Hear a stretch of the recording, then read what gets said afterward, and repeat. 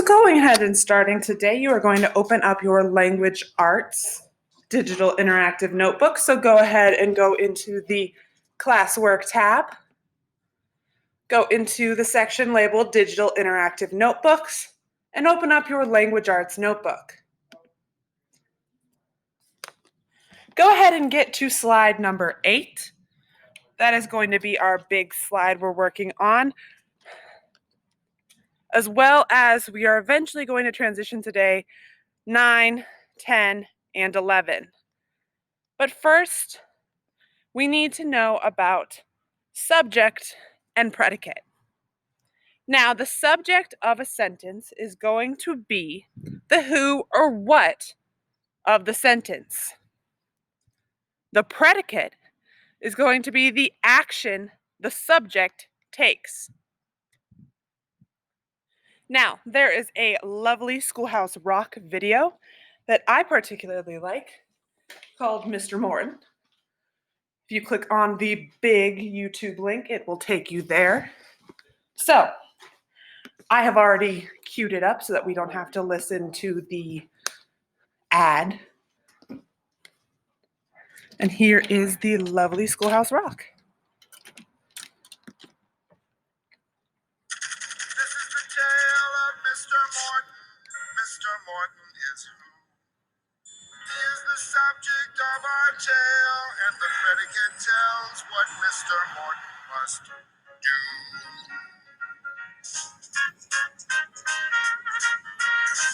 Mr. Morton walked down the street. Mr. Morton walked. Mr. Morton talked to his cat. Mr. Morton talked. Hello, cat. You look good. Mr. Morton was lonely.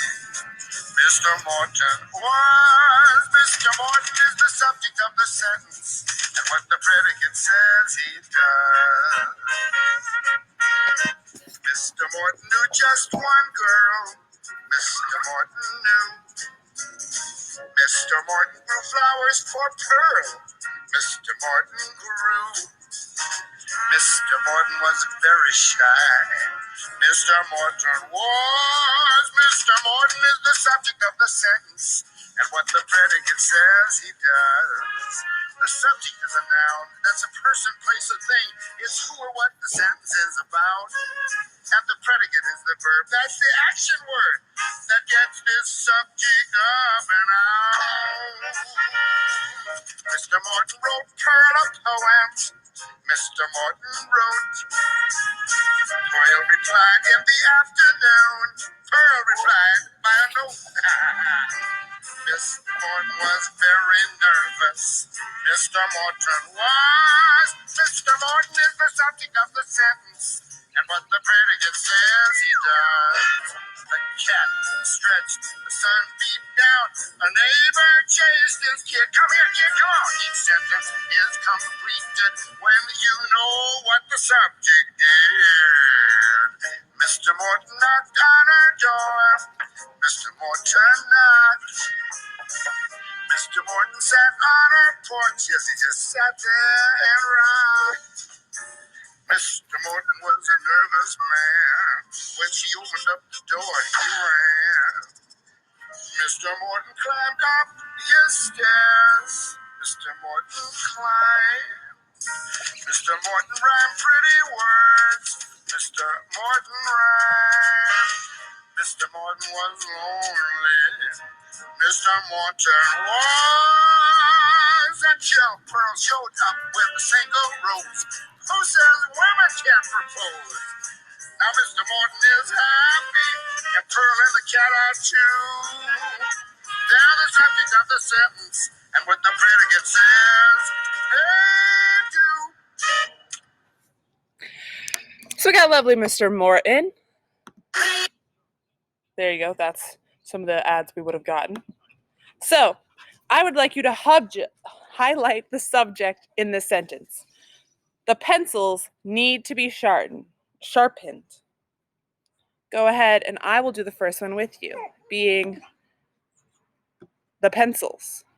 So I would go in and highlight them. Go ahead and pause this video and figure out the rest of the subjects, being Ben is reading a book about how dinosaurs went extinct, and we are going to the store to buy some snacks for the movie. John, Tim, and Ted are all brothers. Now, in the bottom, you are highlighting the predicate. So, the action of the subject. In those same sentences, I will do the first one. Need to be sharpened is my predicate. The subject being pencils, and what they are doing is needing to be sharpened. Go ahead and finish highlighting the predicate in the other examples.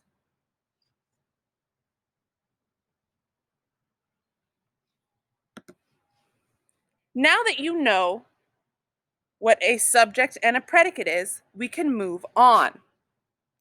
In a simple sentence, you have an independent clause. Now, you might not have heard independent clause, but it's actually pretty simple. It means you have a complete thought with a subject and a predicate. So an independent clause is a complete thought with a subject and a predicate. So in the list below, I have given you fragments. Fragments means they are part sentences, but they are not whole sentences.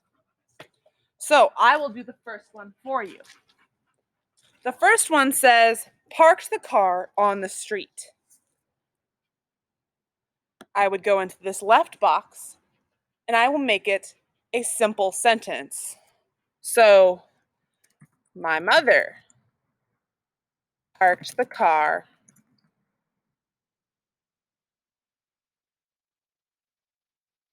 on the street. And then because Miss Jay's is a weirdo, she has to fix the font.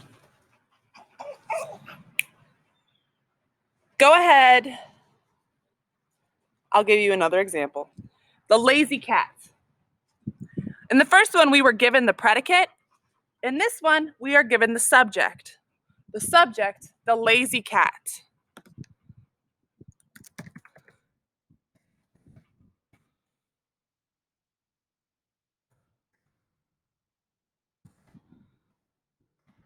Subject, the lazy cat. The predicate, slept all day. Go ahead and fix all the rest of the sentences. If you need a little bit more help, you can go ahead and have a quick mini lesson with Morton and Webster over what a simple sentence is. Now, if we have a simple sentence, you know that there are some things that are not simple. The first one being a compound sentence. A compound sentence has a fanboy, which is a conjunction.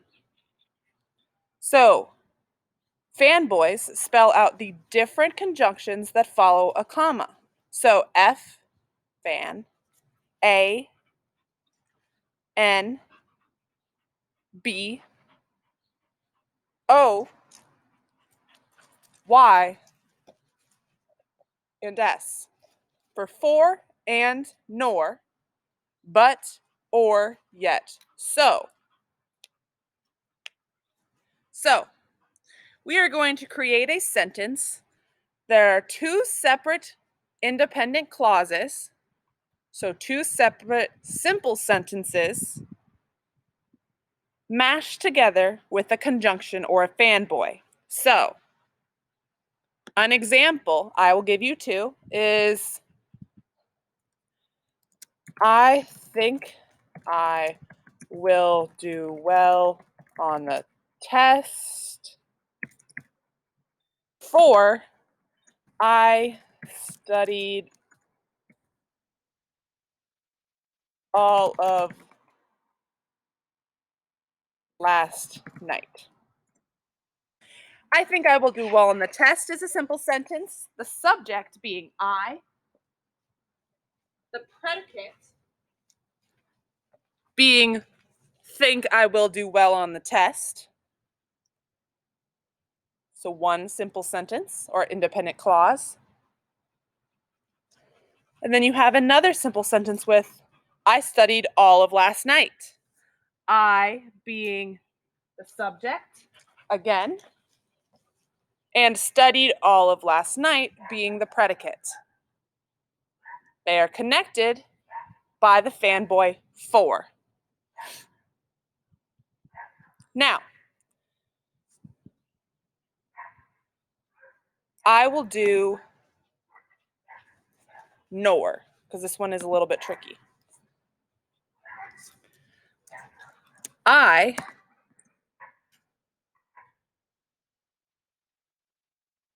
do not like strawberries, nor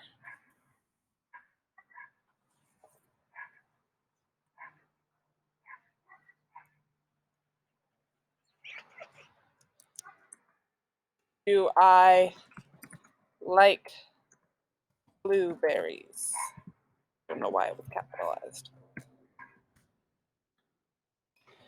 You have two independent clauses or simple sentences. I do not like strawberries. And do I like blueberries? Connected by nor. Go ahead and finish the rest of the compound sentences. And if you need help, there is always Compound Sentences, Morton Webster. Last but not least, so we have simple sentences with a subject and a predicate in an independent clause. We have compound sentences, which are two simple sentences or independent clauses connected by a conjunction. We then have complex sentences. You got to know if we have a simple, we need something complex.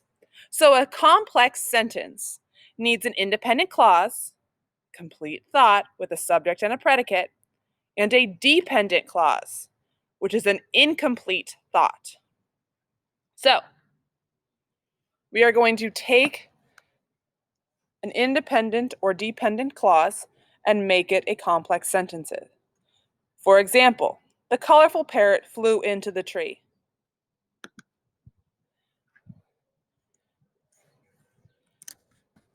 Chased by a toddler, the colorful parrot flew into the tree.